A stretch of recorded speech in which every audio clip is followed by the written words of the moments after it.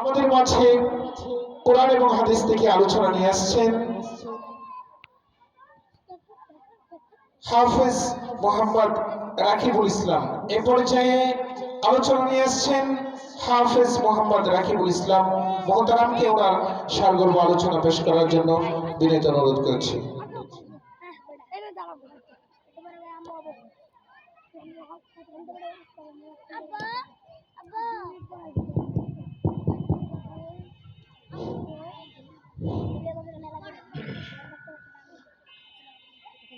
السلام عليكم ورحمة الله وبركاته.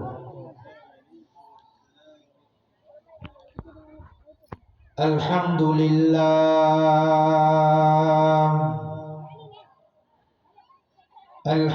لله نحمده ونستعينه ونستغفره ونؤمن به ونتوكل عليه ونعوذ بالله من شرور أنفسنا ومن سيئات أعمالنا من يهده الله فلا مضل له ومن يضلله فلا هادي له ونشهد أن لا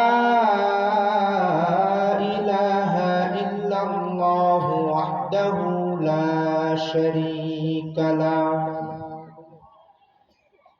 ونشهد أن سيدنا وسندنا وحبيبنا وطبيبنا وطبيب أرواحنا ومولانا محمدا عبده ورسوله أرسله بالحق بشيرا ونذيرا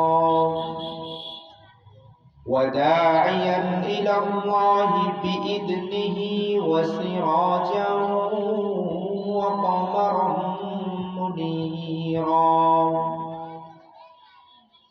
أما بعد فقد قال الله تعالى في كلامه المجيد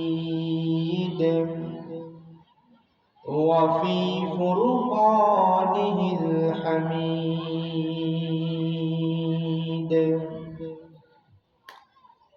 أعوذ بالله من الشيطان الرجيم. بسم الله الرحمن الرحيم.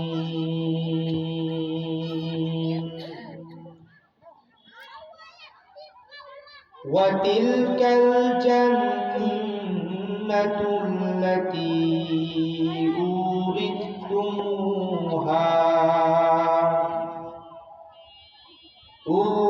أورثتموها بما كنتم تعملون.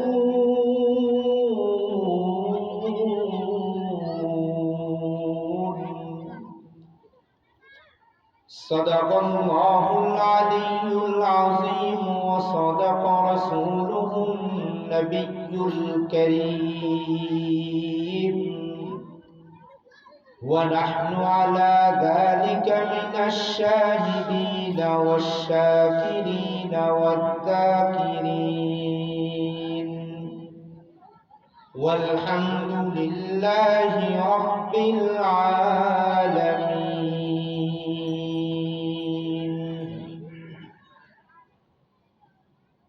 আমরা সকলেই মুহাব্বতের সহিত দুরূদে ইব্রাহিম পাঠ করি। اللهم صل على محمد وعلى آل محمد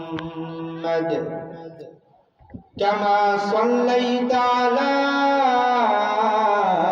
إبراهيم وعلى آل إبراهيم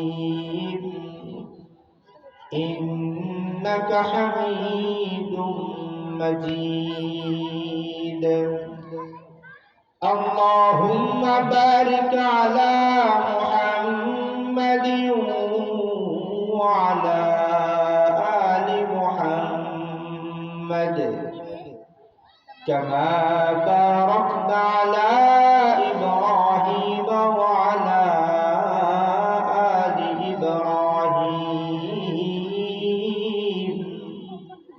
إنك حميد مجيد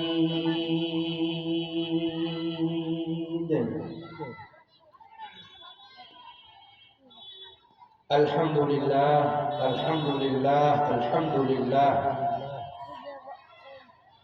নোয়াবালী মুন্সি ইসলামিয়া মাদ্রাসা ও বিবি আসিয়া খাতুন মহিলা মাদ্রাসার উদ্যোগে হাফেজ ছাত্রদের পাগড়ি প্রদান উপলক্ষে 11তম বার্ষিক ওয়াজ ও মাহফিলের আয়োজন করা হয়েছে।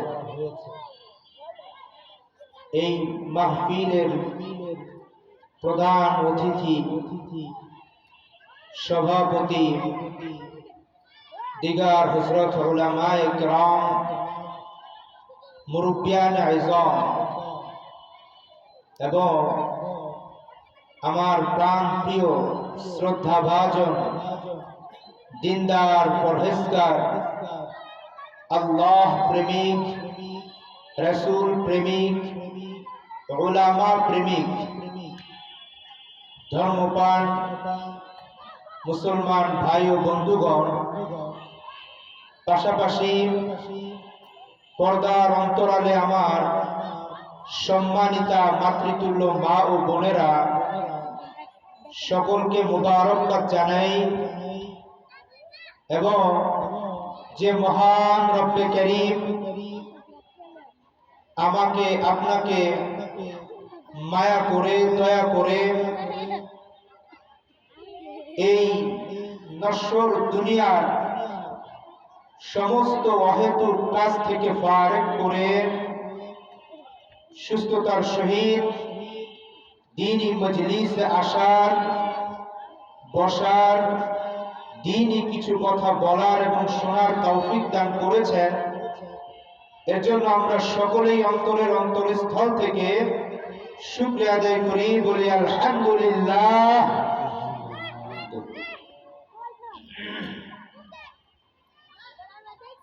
সম্মানিত মুহতারাম হাজরিন, আমরা বর্তমানে যে জগতে বসবাস করছি, এই জগতের নাম কি ভাই বলেন? এই জগতের নাম কি? দুনিয়া। নাম কি ভাই? দুনিয়া।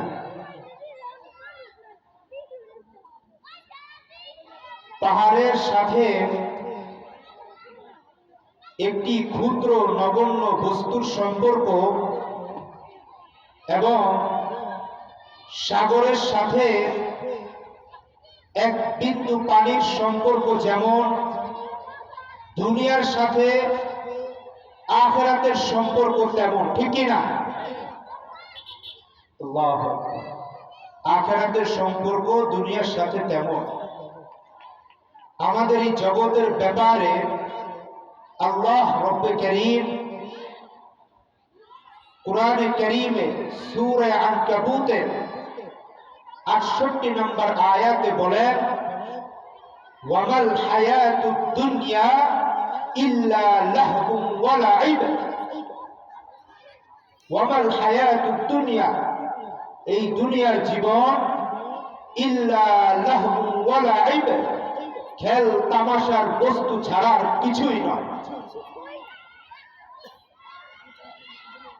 সূরাতুল হাদীদের 20 নম্বর আয়াতের শেষে রব্বে করিম বলেন, ওয়ামাল হায়াতুদ দুনিয়া ইল্লা মাতাউল গুরুর। এই দুনিয়ার জীবন ধোঁকা প্রতারণার সামগ্রী ছাড়া আর কিছুই নয়।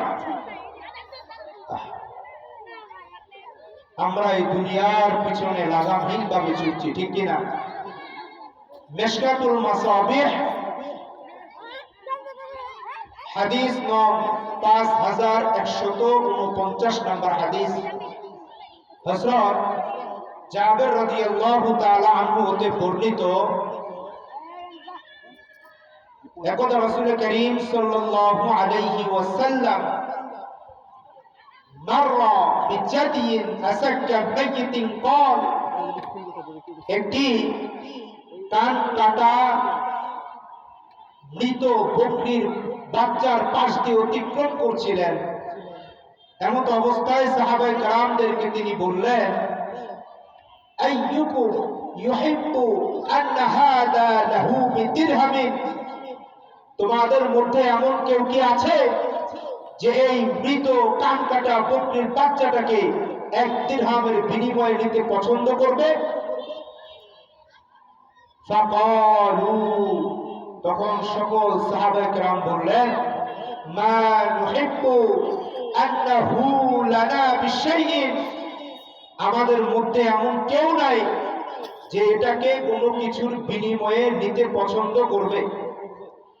তখন রাসূল বলেন, ফাওয়াল্লাহি ফাওয়াল্লাহি, আল্লাহর কসম, আহওয়ানু আলাল্লাহি মিন হাদা আলাইকুম, এই কান কাটা বকরির বাচ্চা তোমাদের কাছে যতটুকু নগণ্য, যতটুকু তুচ্ছ, আল্লাহ রব্বে কারীমের কাছে এই দুনিয়া এর চেয়ে অধিক থেকে অধিকতর নগণ্য।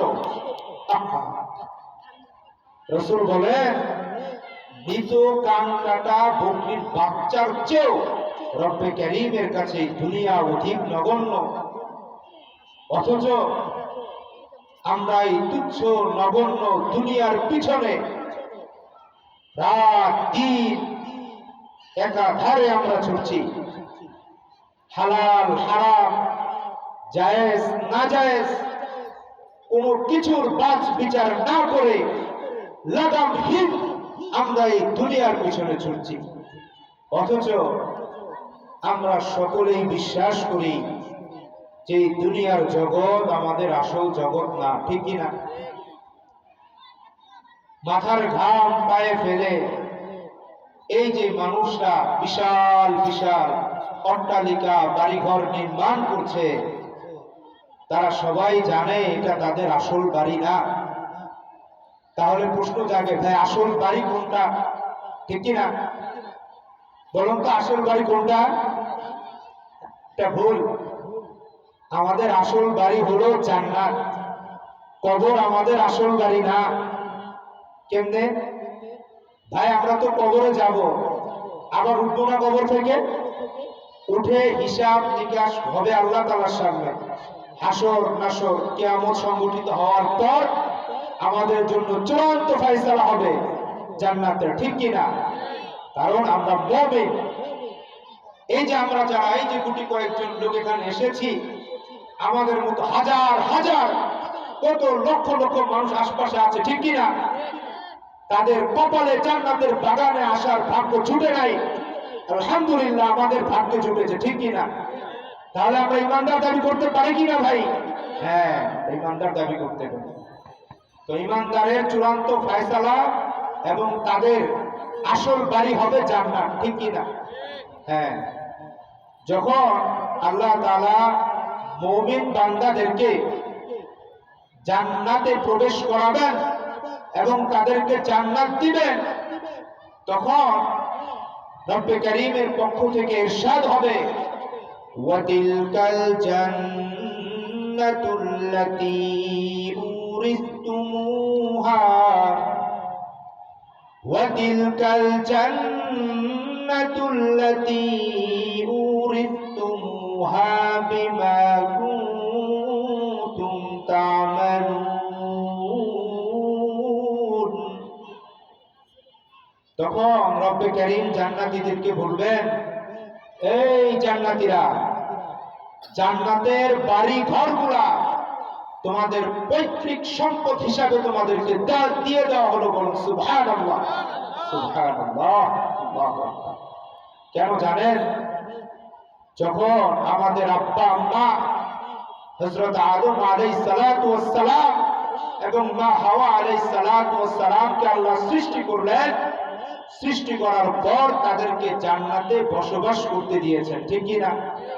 তারা সেখানেই বসবাস করেছে, তারা সেখানেই থেকেছে। তাহলে আমরা আয়াত দ্বারা বুঝতে পারলাম জান্নাত শুধু আমাদের বাপের ভিটাই নয়, বরং জান্নাত আমাদের পৈতৃক সম্পদ, ঠিক কি না?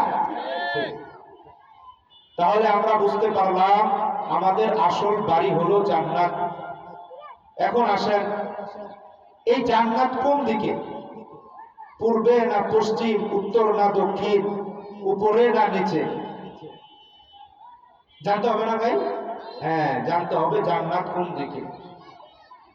সূরা বাকারা 38 নম্বর আয়াতে রব্বে কারীম বলেন, কুল নাহবিতু মিনহা জামিআ। রব্বে কারীম আমাদের আব্বা আম্মাকে বললেন, জান্নাত থেকে দুনিয়ার বুকে নেমে যাও। রব কি বলেছেন বলেন তো? জান্নাত থেকে দুনিয়ার বুকে নেমে যাও। সমস্ত মুফাসসিরিনে কেরামগণ এখানে একমত যে রব্বে কারীম আমাদের আব্বা আম্মাকে জান্নাত থেকে বের হতে বলেন নাই, বরং বলেছেন জান্নাত থেকে নিচে নেমে আসতে। কেন? কারণ বের হওয়ার আরবি শব্দ হচ্ছে খারাজা ইয়াখরুজু খুরুজান, অর্থাৎ বের হওয়া। রব বলেন নাই নাখরুজু মিনহা জামিআ, বরং রব বলেছেন নাহবিতু মিনহা জামিআ হাবাতা ইয়াহবিতু হুবুতান, অর্থাৎ উপর থেকে নিচে নামা, উপর থেকে কোনো কিছুকে নিচে অবতরণ করা। এর জন্য রব আমাদের আব্বা আম্মাকে বলেছেন নাহবিতু মিনহা জামিআ, জান্নাত থেকে দুনিয়ার বুকে নেমে যাও। তাহলে এখন আপনারা বলেন তো জান্নাত কোন দিকে? মাশাআল্লাহ, জান্নাত উপরের দিকে। মাশাআল্লাহ, আল্লাহু আকবার। এখন আসেন, জান্নাত উপরে কোথায় সেটা জানতে হবে না ভাই? হ্যাঁ, রব্বে কারীম সূরা নাজমের 14 এবং 15 নম্বর আয়াতে বলেন, আইন্দা সিদরাতিল মুনতাহা ওয়া ইনদাহা জান্নাতুল মাওয়া। আল্লাহু আকবার, আল্লাহু আকবার। মালিক তুমি জান্নাতে, তোমার পাশে আমায় একটি ঘর বানিয়ে দিও, একটি ঘর বানিয়ে দিও। সে বিভীষিকাময় মহাদিনে তোমার প্রতিবেশী করে নিও। মালিক তুমি জান্নাতে, তোমার পাশে আমায় একটি ঘর বানিয়ে দিও, একটি ঘর বানিয়ে দিও। বলুন আমিন, আমিন, সুম্মা আমিন। তো রব বলেন ইনদা সিদরাতিল মুনতাহা ওয়া ইনদাহা জান্নাতুল মাওয়া। জান্নাত হচ্ছে সিদরাতুল মুনতাহা এর পাশে। জান্নাত কোথায় ভাই? সিদরাতুল মুনতাহা এর পাশে। তাহলে আমরা কি জানতে পারলাম? আমাদের আসল বাড়ি কোনটা? জান্নাত। দ্বিতীয় নাম্বার, সেটা কোন দিকে? উপরের দিকে। 3 নাম্বার, উপরে কোথায়? সিদরাতুল মুনতাহা এর পাশে। সবকিছু জেনে গেলাম। এখন আসেন, জান্নাতে সহজে কিভাবে যাব জানতে হবে না ভাই? জান্নাতে যাওয়ার অনেক পথ আছে। আমাদের এই মাহফিলে আসার জন্য অনেকগুলো পথ আছে, ঠিক কি না? কিছু কিছু পথ আছে যেটা সহজে আসা যায়, আর কিছু আছে যেগুলো আসতে অনেক সময় লাগে। জান্নাতে যাওয়ার অনেক পথ আছে ভাই, কিন্তু আমি আজকে আপনাদের মাঝে একটি পথের আলোচনা করব, যে পথটা খুব সহজে রবের জান্নাতে পৌঁছা যায়। শুনবেন? মিশকাতুল মাসাবিহ হাদিস নাম্বার 14। হযরত আবু হুরায়রা রাদিয়াল্লাহু তাআলা আনহু হতে বর্ণিত, একদা রাসূল করিম সাল্লাল্লাহু আলাইহি ওয়াসাল্লামের কাছে একজন বেদুইন আসলো। বেদুইন এসে বলল, ইয়া রাসূলুল্লাহ, আমাকে এমন একটি পথের কথা বলে দেন, এমন একটি কাজের কথা বলে দেন, যেই কাজ করতে পারলে আমি খুব সহজেই জান্নাতে প্রবেশ করতে পারবো। তখন রাসূল ওই বেদুইনকে বলল, ঠিক আছে, 4টা কাজ যদি তুমি করতে পারো তাহলে খুব সহজেই তুমি আল্লাহর জান্নাতে প্রবেশ করতে পারবে। কয়টি কাজ ভাই? 4টি কাজ। এটা মনে রাখবেন আপনারা সবাই। 1 নাম্বার, রাসূল বলেন, তা'বুদুল্লাহ ওয়া লা তুশরিকু বিহি শাইআ। রাসূল ওই বেদুইনকে বলল, তুমি সদা সর্বদা আল্লাহ তাআলার ইবাদত করবা, রবের হুকুম আহকামগুলো তুমি সঠিকভাবে তুমি আদায় করবা, আর রব্বে কারীমের সাথে কাউকে শরীক করবা না। কি বলল 1 নাম্বার? তা'বুদুল্লাহ, আল্লাহ তাআলার ইবাদত করতে বলেছেন, ওয়ালা তুশরিকু বিহি শাইআ, আর রবের সাথে কাউকে শরীক করতে নিষেধ করেছেন। 1 নাম্বার। 2 নাম্বার হচ্ছে রাসূল বলেন, ওয়া তুকিমুস সালাতাল মাকতুবা, যথা সময় তুমি নামাজ আদায় করবা। কি বলেছেন? যথা সময় তুমি নামাজ আদায় করবা। যখন মসজিদ থেকে আল্লাহু আকবারের ধ্বনি বেজে ওঠে, তখন দুনিয়াবি সমস্ত কাজ থেকে ফারেক হয়ে রব্বে কারীমের কুদরতি পায়ে সিজদা দেওয়ার জন্য তুমি পাগল পারা হয়ে যাইবা, ঠিক কি না? তাহলে 1 নাম্বার কি বলেছে? আল্লাহ তাআলার ইবাদত করতে, তার সাথে কাউকে শরীক না করতে। 2 নাম্বার, যথা সময়ে নামাজ আদায় করতে। 3 নাম্বার, রাসূল বলেন, ওয়া তুআদ্দিজ যাকাতাল মাফরুদা, নির্ধারিত যাকাত প্রদান করবা। খুব সঠিকভাবে উলামায়ে কেরামদের সাথে পরামর্শ করে আমরা আমাদের যাকাত যতটুকু আসে ততটুকু ইনশাআল্লাহ প্রদান করব। বলেন ইনশাআল্লাহ। ইনশাআল্লাহ। কারণ এখন যাকাত দেওয়ার বিভিন্ন সিস্টেম বের হয়ে গিয়েছে। মানুষ বিভিন্ন ক্যাটাগরিতে যাকাত দেয়। দেখবেন কারো যাকাত আসে 50 লক্ষ টাকা, সে দেয় 5 লক্ষ টাকা, দিয়ে ফেসবুকে বড় একটা স্ট্যাটাস দিয়ে দেয় যে আমি 5 লক্ষ টাকা অমুক জায়গায় কি করেছি, যাকাত প্রদান করেছি, আপনারাও যাকাত প্রদান করুন। নাউজুবিল্লাহ। আহা, কিছু কিছু মানুষ আছে যারা দেখবেন একদম পাতলা শাড়ি নিয়ে আসে, সেগুলো এসে মানুষদেরকে দান করে। আল্লাহ তাআলা এগুলো থেকে আমাদেরকে হেফাজত করুন। তাহলে কয়টা বললাম? 3টা। 4 নাম্বার হচ্ছে রাসূল বলেন, ওয়া তাসুমু রমাদান, রাসূল বলেন রমজান মাসের রোজা রাখবা। রমজান মাস ব্যাপারে আল্লাহ তাআলা বলেন, বুখারী শরীফের হাদিস, আনা আজজিউ বিহি, রোজার প্রতিদান আমি নিজেই। আল্লাহু আকবার। এই রোজা রাখতে বলেছেন। তাহলে আমরা কয়টা কাজ করব? 1 নাম্বার, রবের ইবাদত করব, তার সাথে কাউকে শরীক করব না। 2 নাম্বার, আমরা যথাসময়ে নামাজ আদায় করব। 3 নাম্বার, আমরা সঠিকভাবে যাকাত প্রদান করব। 4 নাম্বার, রমজান মাসের রোজা রাখব। এই চারটা কাজ ওই বেদুইনকে বলার পর বেদুইন বলল, ওয়াল্লাযী নাফসি বিয়াদিহি, আল্লাহর কসম যার হাতে আমার প্রাণ, আল্লাহর কসম যার হাতে আমার প্রাণ, লা আযীদু আলা হাযা শাইআন ওয়ালা আনকুসু মিন, রাসূল যা বলেছে এর থেকে কোনো কিছু আমি বাড়াবো না, এর থেকে আমি আর কোনো কিছু কমাবো না। এটা বলে রাসূলকে সালাম দিয়ে বেদুইন চলে যাচ্ছিল। তখন রাসূল সাহাবা একরামদেরকে উদ্দেশ্য করে বলল যে দেখো, তোমরা তোমাদের মধ্য হতে কেউ যদি জান্নাতি মানুষ থেকে খুশি হতে চাও তাহলে এই বেদুইনকে দেখো। সুবহানাল্লাহ। তাহলে মানবো তো ইনশাআল্লাহ ভাই? ইনশাআল্লাহ।